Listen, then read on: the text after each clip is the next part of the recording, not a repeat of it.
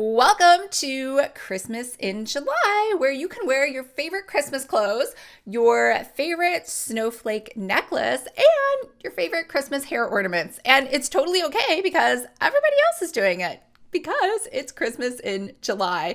Hi everyone, I'm Lisa from Lisa London Books, and you're watching the Harlequin Books channel, where we talk all about romance. So if this sounds like you or something you might be interested in, make sure to hit the subscribe button below. So I wanted to help you have the best Christmas in July experience you could with some favorite new romance reads. Should I say new? There are reads, I'll be honest, that I had on my TBR list in December, but it's Christmas time and I got busy. And then, I just didn't get around to it. But luckily, there is Christmas in July, which is the perfect reason to finish off that TBR list.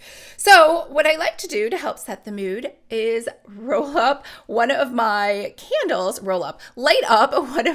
favorite candles. This is the Forever Nuts candle. It is from the Milk Jar Company. Now, this is based in Canada, and you can get these candles through David's Tea, where I also ordered some of my favorite Christmas tea flavors as well. But it smells kind of like chestnuts on an open fire that you smell during Christmas time, but you don't actually have to eat them. I don't know that anybody really likes eating chestnuts. You just like smelling them. So you can get that same effect with this candle.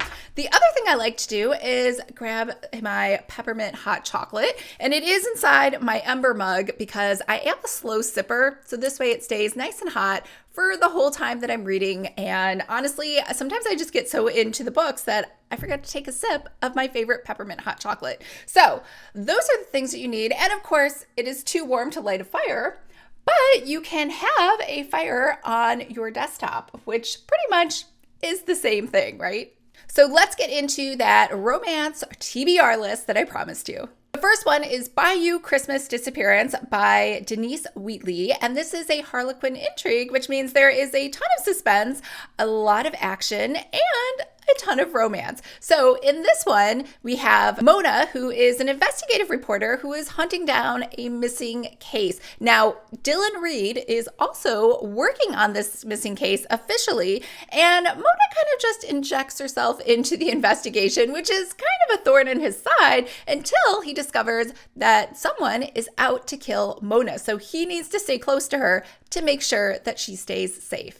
The next one is I'll Be Home for Christmas by Amy Denman, and this is a sweet romance. It's about Rebecca, who is a companion to an octogenarian, and the octogenarian has decided that she would like to spend all summer at a magical place called Christmas Island. How amazing does that sound? So while they are on Christmas Island, they obviously have to go back and forth to the mainland a lot, and she ends up meeting a very hunky captain who is in charge of the ferry boat named Griffin. So you'll have to read this romance to find out what blossoms between them. The next one is Their New Year's Beginnings by Michelle Major from The Fortunes of Texas, the Wedding Gift series. And just like you guessed, Texas means romantic cowboys. So Brian is a cowboy, or he comes from a cowboy family. However, he's a New York executive, but he's home, he can work remotely, and he's home for the holidays for his brother's New Year's Eve wedding. He spots a redhead across the way, and she finally gives in and talks to him and even gives him a midnight kiss.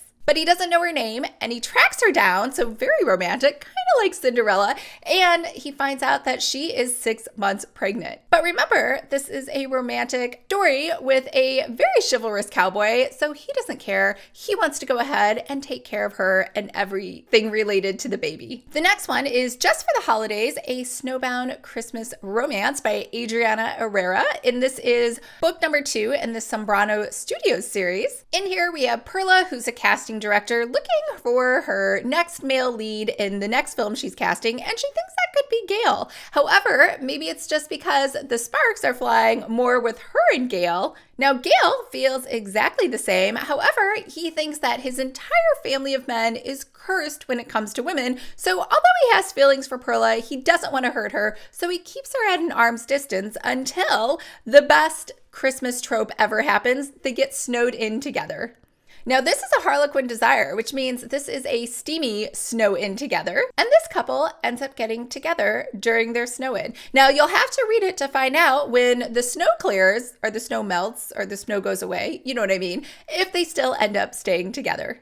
The next one is Merry Christmas Baby by one of my favorite authors, Terry Wilson, and this is number 4 in the Lovestruck Vermont series, which who wouldn't want to move to a town called Lovestruck? Now, Candy Kane, yes, that is her name, happens to be from this town, and she is also a TV producer for Christmas-themed movies. So she loves everything about Christmas, and she needs to return to the town to be the guardian for her little cousin's infant. And as we know, infants require frequent visits to the doctor. And this doctor just happens to be somebody she knows, and he is a very hunky pediatrician. However, Dan has a problem. Dan is anti-Christmas, and this is something that Candy Cane is all about. And most importantly, something that she wants to share with her infant cousin. So can her love of Christmas crack Dan's icy exterior and anti-Christmas feeling? The next one is Snowbound with the Brooding Billionaire by Kate Hardy, because no list is really complete unless you add a billionaire romance to it.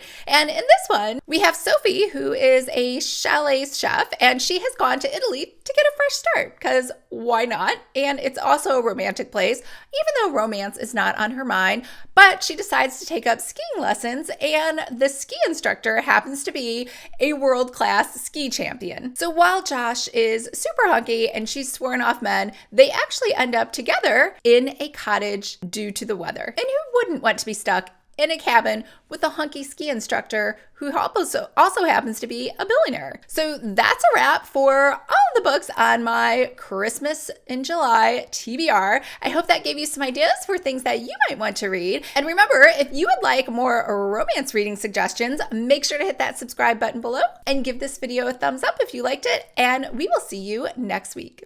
Bye.